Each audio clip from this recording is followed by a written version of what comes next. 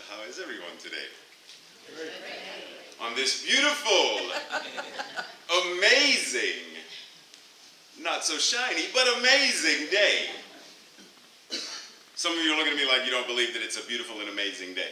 Like it's dreary or whatnot, but do you know people who would consider this a dreary day? Yeah.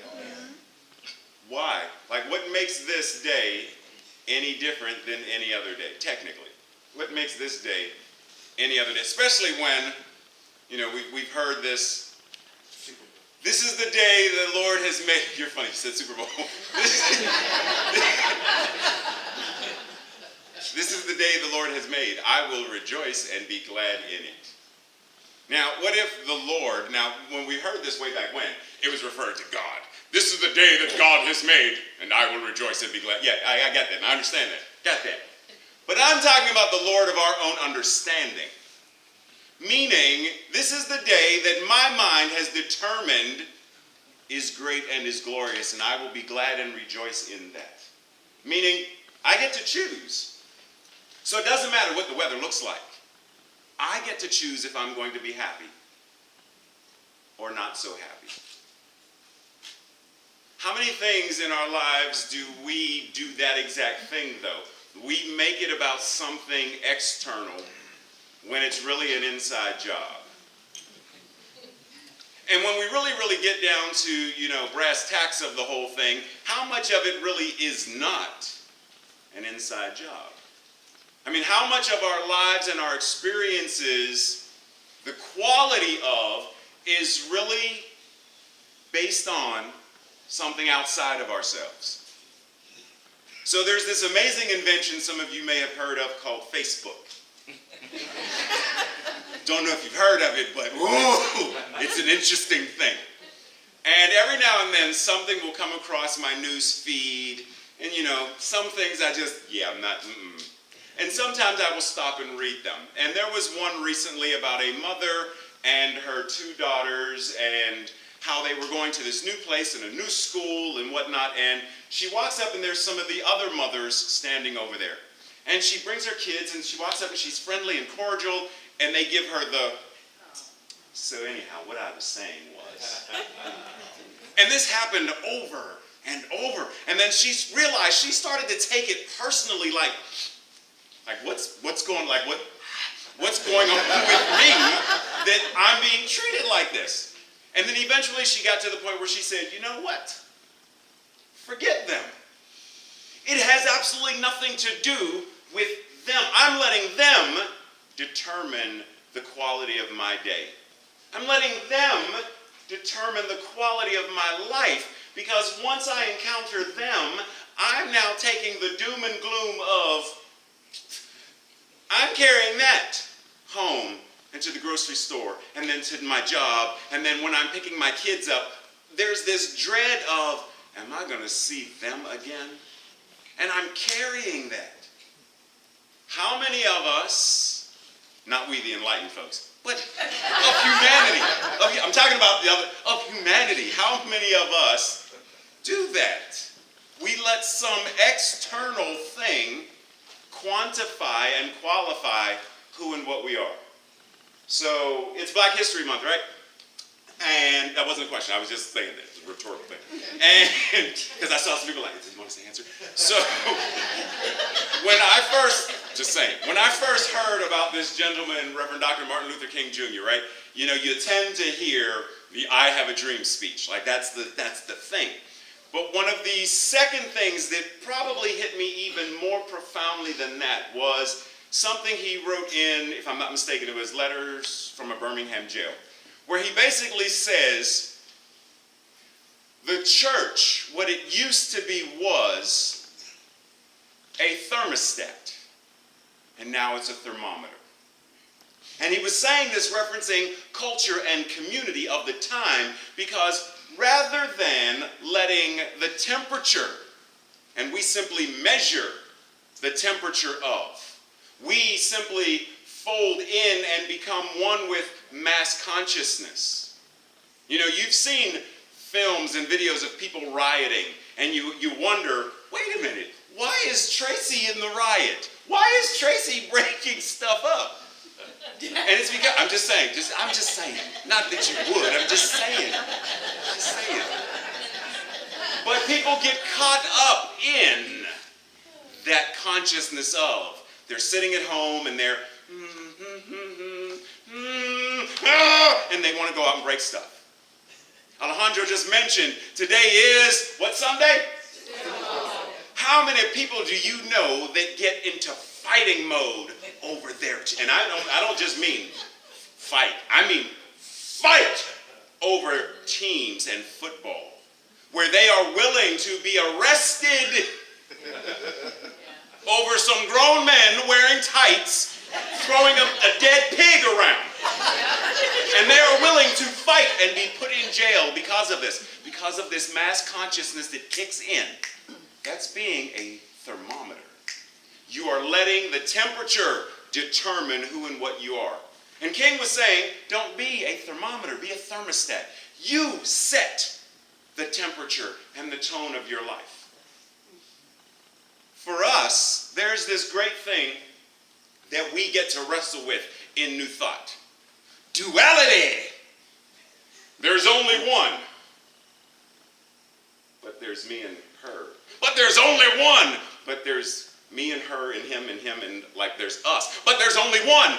Okay, I don't understand how there's only one and there's we have to wrestle with this. There's only God.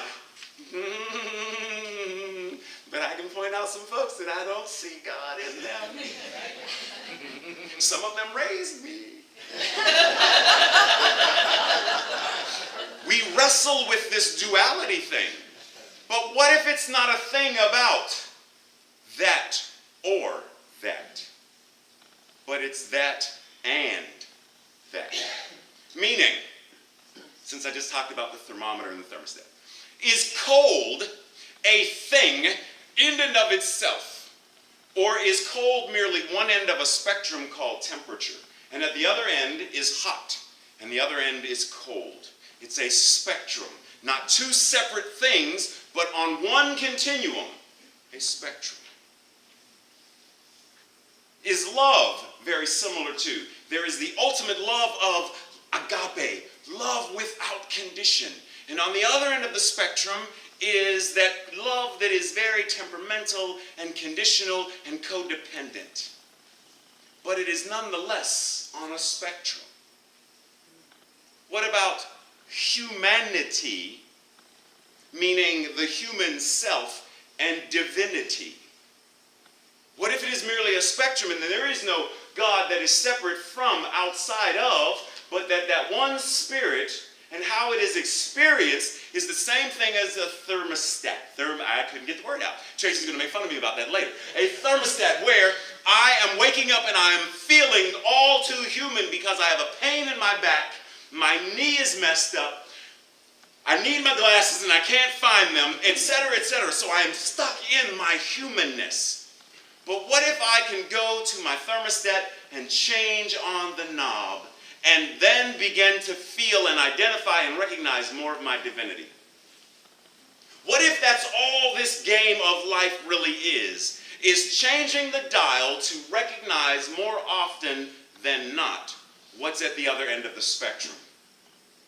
How many of us are artists? I've asked this question before, I'm asking it again because I see some new faces. How many of us are artists of one kind or another? Okay, Steph, what do you do? As if I don't know. What do you do? I'm a musician. But are you musicianing right now? He's not right now physically, but because that's who he is and what he is, there is always a part of him. That's why he can walk up here right now, sit down and play. How many of you draw or paint or sculpt? Same thing. Are you drawing, painting, or sculpting right now? Caitlin's like, nope, not at this present moment. But there is a part of her that when she chooses to sit down to do so, it's not, okay, and I know artists who have to do this. I have to put the cat in the window. I have to put the thermometer on, or thermostat, it has to be on 60. The sun has to be coming from the east side. I need a cup of tea, a cup of coffee, some chocolates, some s'mores. I need my chair to be facing. Do you really need that? Or have you let your mind condition you to the degree where you believe that you need it? And so you go through all of these hoops and whistles and stuff to convince yourself Because the moment the cat leaves the window, oh, I can't paint now. I can't focus. So it's easy to blame something or someone else on our inability to now connect with our oneness. Writer's block. There's no such thing when you are on this side of the spectrum. When you're over here in line with infinite creativity, infinite imagination, it's not possible. I don't remember what book it was, but Stephen King wrote one of his books. I think they said it's 352 pages. He wrote it in 10 days. He was on this side of the spectrum. Over here, it's a...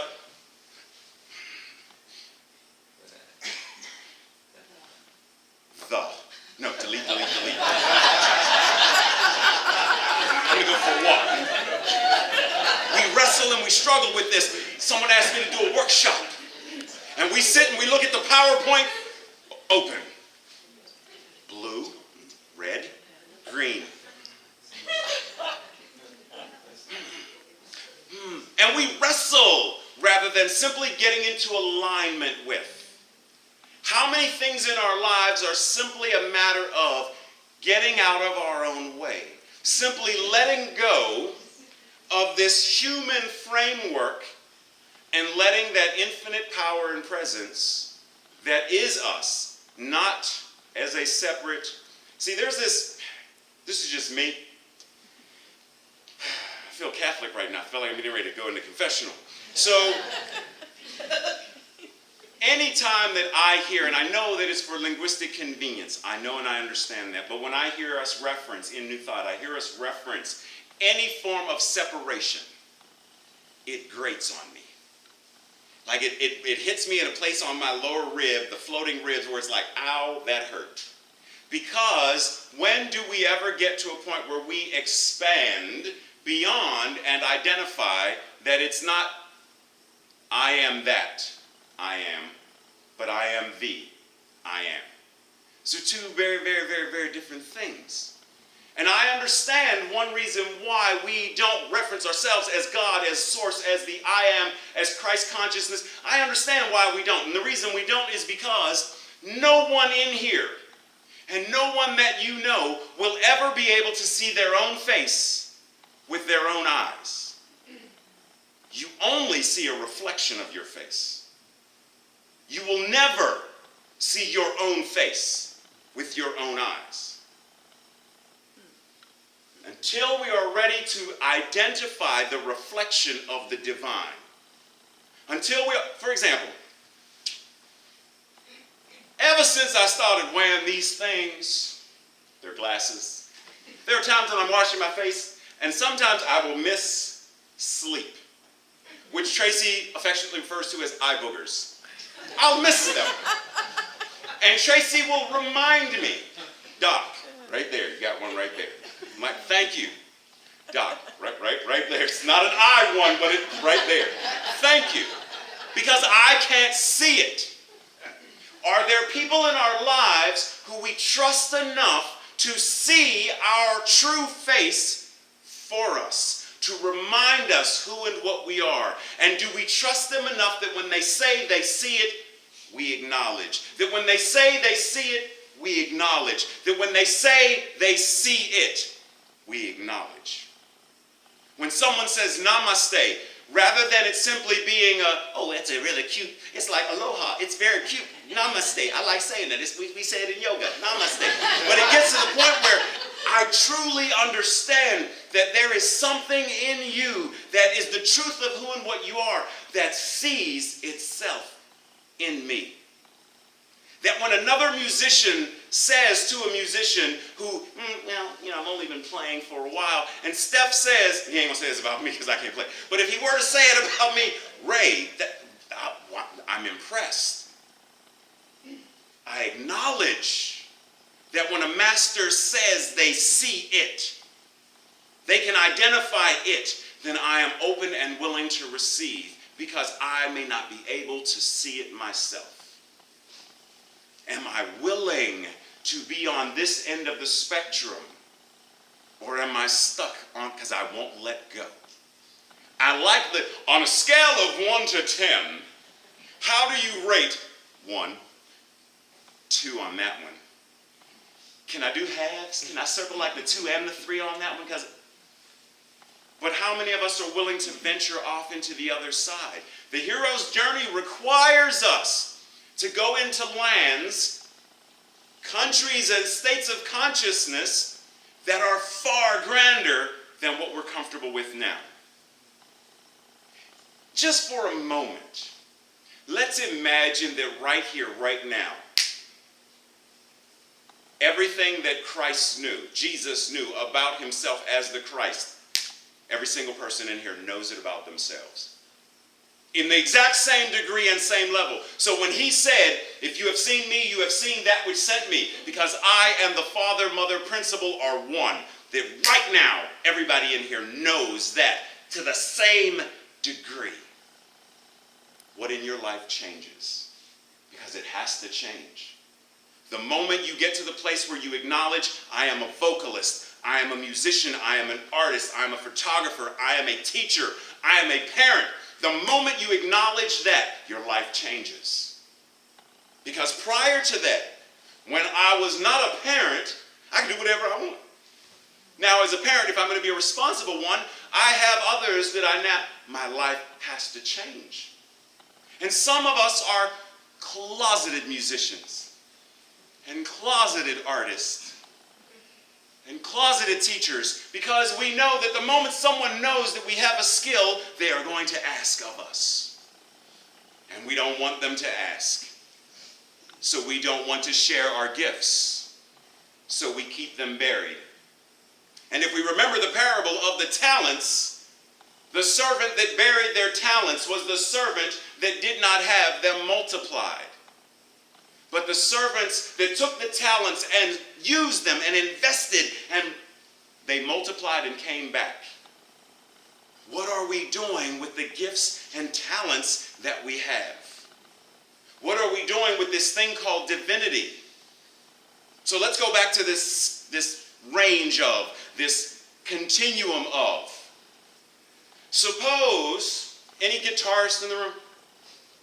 I know I saw at least one. I don't see him now. No, I'm not looking for a guitar. I'm looking for someone who plays the guitar. Raise your hand. Okay, thank you. And how many pianists? Okay, so, double dipping over there. I like that. so, one of these strings goes out of tune. Do you set the entire instrument ablaze because it is now messed up? It's like, ring, poof. Is that what we do? No. What you do is, if we're not skilled in order to bring it back into tune, we find someone who is, right? They come in with an awareness that just because this is out of tune, that it is demonstrating disharmony right now, they know that there is an infinite principle of harmony that, boom, twist, twist, boom, not yet, twist, twist, boom, perfect. That if we twist and tweak our lives, we find the infinite principle of A, and that string must resonate with that truth. How is that any different from us? That when we are demonstrating discord or disharmony, boom, when we are showing with lack and scarcity,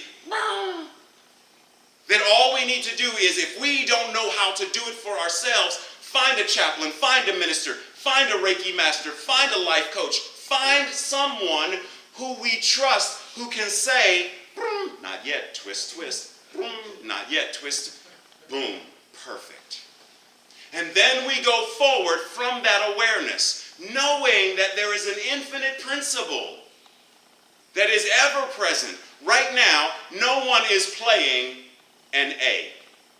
No one is playing G, A, G, E. No one's playing that in this room, but it exists. If Steph got it, went over there, he could play G, A, G, E, G, A, G, E. He could play that because it exists. Even though it's not present right now, it exists. Right now, there are radio waves. Hello and welcome to 101 point. It's playing right now, but we don't have a radio tune to it. How do we know that the infinite principle that we call God and health and well-being and prosperity and opulence, how do we know that it is also not playing right now in and through everything in this room? That right now the chairs are vibrating with health and well-being to the degree that when Jesus was walking through the market and the woman was like, I don't feel so good. If I can reach him and just touch the cloak of his garment, I will be fine. And she got, whoop, whoop, she juked her way through and she touched and was made whole.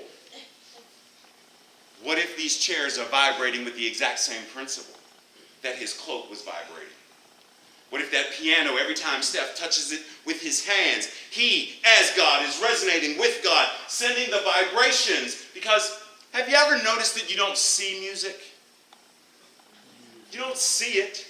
I mean, some of us are special enough that we're like, oh, there's an A. But the vast majority of us don't see it. But when he hits that, the string vibrates, and vibrations travel. And they reach somewhere in here. Don't look, it's dirty. Somewhere in here. And it causes this thing to vibrate. And the nerves connected to it go into the brain, and the brain's like, that's Silent Night. I love that song. But we don't see it. But we know it is. How do we know that this thing called God, this power called love, the magnificence that it is, isn't the exact same thing, invisible and yet powerful? Resonant and yet unseeable. To the degree that we can choose to connect with it. Right now there is no music. We want music, hand him a guitar, he goes, and we have music. Here's the microphone, she comes up and sings. We can tap in at any moment. Turn the radio on, there's music. Plug the iPod in and there's music. Put a CD in and there's music. How is anything in our lives any different from that? Moving from this end of the spectrum to that end. Last week, there was a train accident. Heard about it? Certain members of a certain political group were in the train and there was an accident, right? And I saw some spiritual folks post on that, remember that invention I mentioned, Facebook? They posted on Facebook how happy they were that karma finally came due. Now, without going into much detail, I posted on my page, is that really the highest consciousness that we can take? Identifying that one, karma, because the moment we start thinking of karma as some old grandma sitting in her kitchen with a switch. My name Karma. You bad, ha, swap, gotcha. I'll chase you around the house for a minute. Slipper. That karma is chasing us around, waiting to get us. Karma is not an anthropomorphic power or deity. Neither is God. There is no great, what's the other thing I hear people say? There is no great cosmic 2x4 that hits you in the head that wakes you up, because that implies that there is a power outside of us that is trying to wake us up, rather than it's itself as us, moving in through and as us. That there is something that happens in our lives that says, wake up. The mother who was at the school, and eventually she woke up and realized, I'm giving them far too much power. She let go. She let go and she let God. She let the God of her understanding in that moment take over and say, I bless them where they are, because it's where I am right now. I have no animosity towards them. But see, when we have animosity, when we recognize and say that someone is evil, right? They are evil. They are whatever. We're on this end of the spectrum. Rather than they have to be God, they don't know it, so their actions are coming from a place of unknowingness. Their actions may be what we call evil. But evil as a thing, as a power, can't exist. It can't be two separate things. In the Bible it says, you will either serve God or you will serve mammon. Money. Stuff. You cannot serve two masters. For you will love one and hate the other. So there cannot be evil and. There can only be this infinite thing called love. This infinite thing called God. But how aware on the spectrum? Is it way turned down to low self-worth, low self-identity, I hate myself, blah, blah, blah. Turn down, turn down, turn down. I hate myself so much I want to die, turn down, turn down, turn down. I've now done it. But it's on the same spectrum. There is only love, and I hated myself so much growing up that the only thing I could see was from a 0 to maybe a 2.2. That even on my best days, when I was the happiest, when my friends were like, Ray, you are so, that was a 2. That when they see this, they're like, how in the world, how? Because this now, compared to that, two completely different creatures. But it's because I shifted myself on the spectrum. I don't want to be there anymore. And even when things happen as they will, I get to choose. Did I tell you the story about when my mother went disappearing? She vanished? Okay, real quick, and then it's my time. That time's up.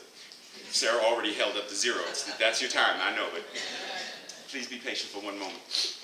Several months ago, my mother goes missing. Now, for those of you who this is your first time seeing me, I and my mother have a very interesting relationship. She was one of the primary abusers in my life, and because she was an alcoholic, right? But we have repaired that simply because I changed where I was on the spectrum, which changes how she now reacts to me. So several months ago, she goes missing. Now, there's something happening with her memory, whatever that is, and she's gone. And my brother Tyrone goes to visit, and she's not there. So he's like, well, she probably went to the store to get her, her prescription or whatever, and he calls later, she doesn't pick up. So he says, well, I'm going to be in the neighborhood, I'll stop by later. So now it's like 2 o'clock, 3 o'clock, and he stops by. Now, when he first went there, it was like 10. Now it's 3. She's still not back. So now he's concerned. He contacts me and says, now Ty recently also experienced a stroke, so when he's communicating with me, sometimes it takes a little extra time for me to understand what he's saying. So when he says yesterday, he means today, right? So certain things I'm playing Sherlock Holmes just to decipher. So I get the point that my mother is now missing. Now it's 6 o'clock, 7, 7:30. My mother has not been out after dark since I left Pittsburgh in 1999. The only time she's out after dark is if she's in the car with Tracy and I. It's now 8 o'clock at night, 8:30. Now I feel myself. Click, click, click. I feel it. I can identify it. And I told Tracy, I have to go for a walk. Because if I don't, I'm going to go over there. I have to go for a walk. So I start walking. And as I'm walking, there is only one power and one presence. And I'm reciting all of the things that I've heard and read, and I'm reciting. And I get to a point after my 3rd lap around the block. Either one of two things is going to happen. Either she's going to be found or she's not. Those are the only options. Because even if she's abducted by aliens, we ain't going to find her. So only one of those things are possible. Find or not find. So if we don't find, I don't know if she's alive or dead. So take that off the table. If she's found, she's either going to be alive or dead. And I keep on walking and I keep on reciting. And I get to a point when I realize, one, wait a minute, if God is all there is, then God knows where it is in, through, and as every one of us. Isn't there something in Scripture where it talks about He knows of every hair on the head and then it knows where it is as her.